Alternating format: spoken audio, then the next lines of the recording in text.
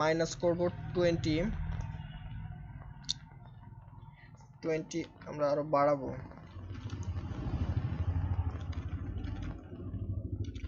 এইবার আমি বিষয়টা বুঝতে পারিস, ওইখানে 3টা নেওয়ার কারণে গ্যাপ হয়ে গেছে, এবার উঠাই দিছে উপরে।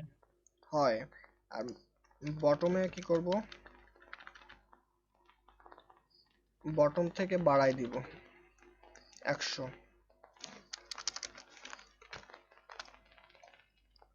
আমরা এখানে একটু কমাই দিলাম।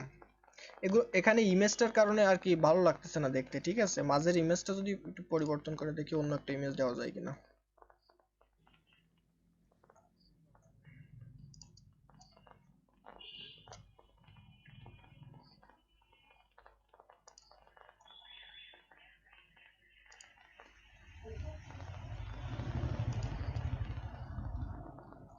ইমেজের ব্যাকগ্রাউন্ডটা তো সাদা, যে কারণে আর কি ভালো লাগতেছে না। আচ্ছা, কর্পোরেট ওমেন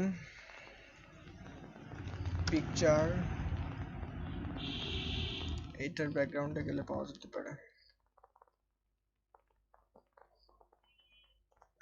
এটা নিলাম।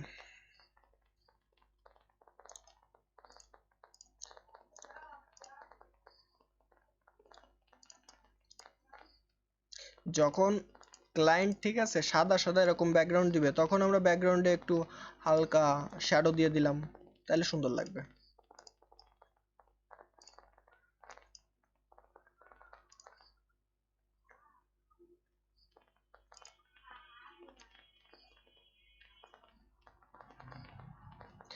এবার এখান থেকে আমাদের এখানে 100 করতে পারি আমরা, সমস্যা নেই। আর একটা জিনিস, এই দুই সাইডে কিন্তু এরা ফাঁকা রাখছে, সো আমাদের সেটাও করতে হবে। তার জন্য আমাদের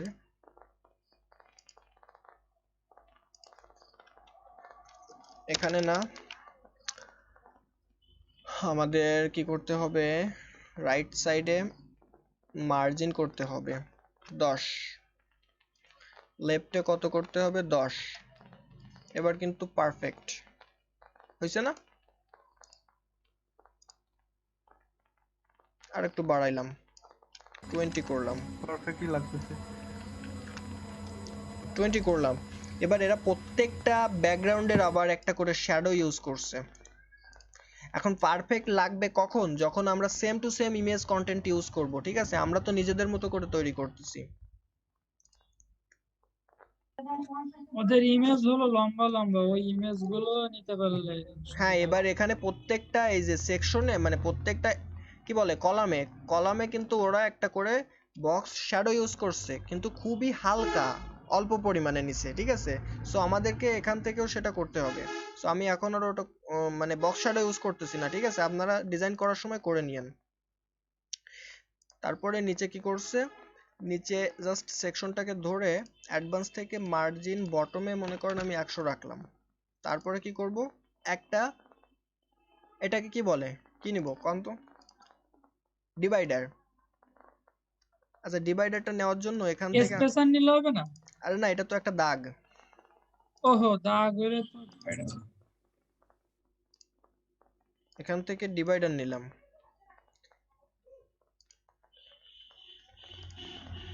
দাগটাকে আমরা আবার একটু কমাইলাম, কত, 70-এর মতো রাখলাম, রেখে মাঝের দিকে রাখলাম। তারপরে কালারটা চেঞ্জ করে দিলে হয়ে যাচ্ছে। আর নিচের যে ইমেজগুলো না, এগুলো ক্যারোসেল ইমেজ ইউজ করছে এরা, carousel image, just carousel image নিছে। এবার আমি কিছু ইমেজ নিয়ে আসতেছি।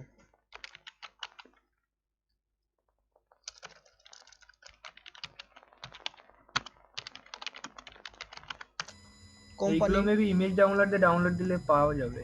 আরে আমরা তো এটা ছবি দেখে কাজ করতেছি, এটা একটা ছবি না, ওকে। তাইলে এটা তো একটা ছবি। আচ্ছা, এই ইমেজগুলা আমাদের গত ডেমোতে মেবি ছিল, ইউজ করছিলাম। আচ্ছা, যাই হোক, আমরা এখান থেকে কিছু কোম্পানি ব্র্যান্ড ইমেজ নিয়ে আসি।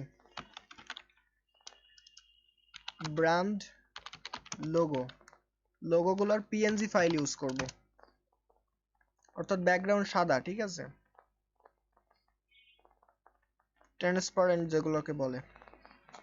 আমি আপাতত 4-5টা ইমেজ এখান থেকে সব সেভ কোম্পানির লোগো আসলো, তা আইফোনের লোগো কই? আইফোন বেড়াতে গেছে। আচ্ছা আপাতত সেভ দিয়ে এখান থেকে 4-5টা আমি ইমেজ নিয়ে আর কি দেখাই দিচ্ছি জিনিসগুলো কেমন হবে। লেভিস কিসের এটা? এটা কি কোনো কি কোম্পানি? আছে কি কোম্পানি হাবি যাবি। লেভিস। কফিও আইছে, কফি, স্যামসাং, মাইক্রোসফট, গুগল। আচ্ছা 4-5টা ইমেজ হয়েছে আমাদের আর কি। এখন এখান থেকে ইমেজ ক্যারোসেল নিয়ে ইমেজগুলো জাস্ট ধরাই দিতে হবে এখানে।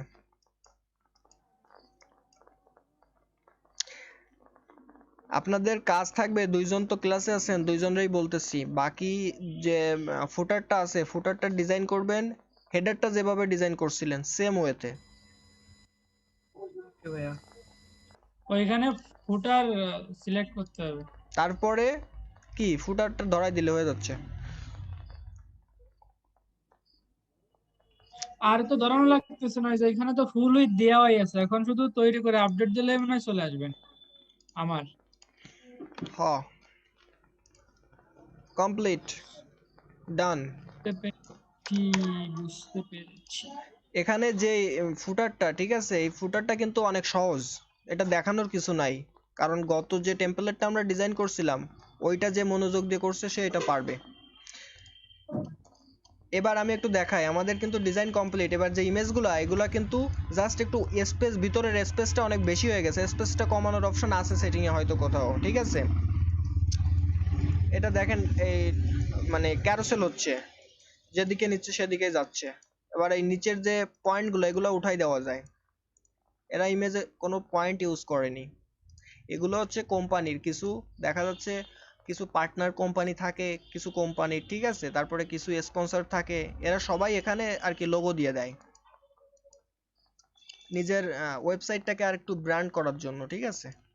এইটাই মেইনলি এই ইমেজ ক্যারোসেলের মানে এই জায়গার এই সেকশনের কাজ। এবার আমার কিন্তু এখানে হেডার এবং ফুটার কোনোটাই নাই, সো তার জন্য আমার কি করতে হবে, ড্যাশবোর্ডে যেতে হবে। ড্যাশবোর্ড থেকে ড্যাশবোর্ডে গিয়ে আমাদের পেজ, এটা আমি একটু আগে সম্পদে দেখাইছি, পেজ থেকে হোমের এডিট করলাম, ঠিক আছে। হোমটাকে এডিট করে এখানে ডান সাইডে দেখেন পেজ অ্যাট্রিবিউট, এখান থেকে সব পেজে এরকম এলিমেন্টর দিয়ে ফুল দিতে উইড, হবে। এলিমেন্টর ফুল উইড এইটা দিলে কাজ হবে।